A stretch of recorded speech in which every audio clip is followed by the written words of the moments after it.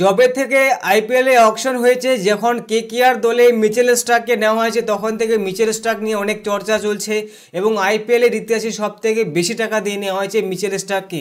তবে মিচেল স্টার্কের এত টাকা দিয়ে নেওয়া হয়েছে, সবাই ভাবনা ছিল, চিন্তা ভাবনা ছিল এত টাকা দিয়ে যখন নেওয়া হয়েছে, 24.75 টাকা দিয়ে যখন নেওয়া হয়েছে, তখন নিশ্চয়ই মিচেল স্টার্কের গেম প্লে অবশ্যই দেখার মতো হবে এবং ভালো পারফরমেন্স করবে। তবে কেকেআর দলের হয়ে যখন খেলতে যায় তখন পারফরমেন্স দেখে সবাই হতবাক যে এত টাকা দিয়ে এই প্লেয়ারকে নেওয়া হয়েছে, যে প্লেয়ার এখানে একটা উইকেট পর্যন্ত নিতে পারলো না। কেননা মিচেল স্টার্ক কিন্তু এখানে 53 রান দিল, 53, মানে আইপিএলে 53 রান দিয়ে একটা উইকেট পর্যন্ত নিতে পারলো না। আর আমার তো মনে হচ্ছে মিচেল স্টার্ককে এত টাকা দিয়ে নেওয়াতে আর জলে চলে গেল।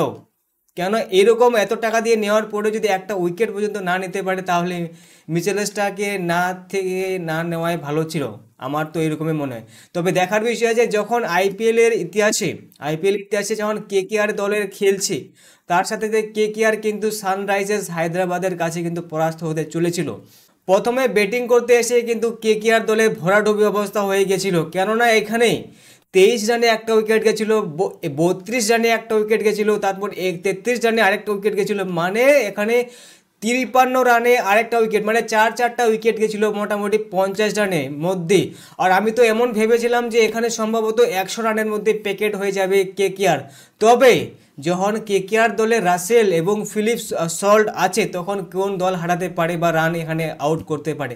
তবে এখানে রাসেল কিন্তু অসাধারণ পারফরমেন্স করলো এবং এখানে অসাধারণ ইনিংস খেললো। তার সাথে সাথে কিন্তু এখানে ফিলিপস সল্ট কিন্তু অসাধারণ গেম প্লে করলো, অসাধারণ, মানে কি বলবো, 65 রান করলো 49 বলে। এবং এই ফিলিপস সল্টের গেম প্লে দেখে আমি খুব ভালো লাগলো এবং রাসেলের গেম প্লে কিন্তু অসাধারণ ছিল। কেকেআর কিন্তু 208 রান পর্যন্ত করতে পারলো 20 ওভারে।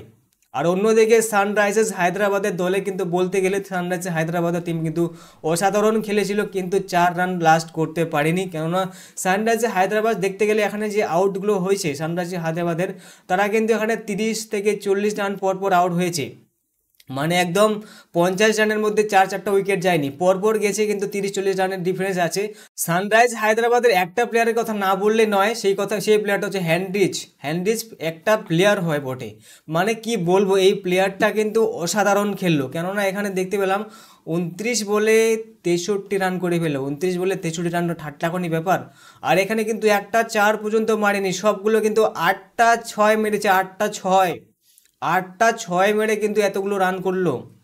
সেই প্লেয়ারকে কিন্তু অসংখ্য ধন্যবাদ সানরাইজার্স হায়দ্রাবাদের হয়ে খেলার জন্য। তবে সানরাইজার্স ব্যাড লাক, কেন এখানে কেকেআর দলের কাছে পারলো না, মাত্র 4 রানে কিন্তু এখানে হেরে গেল।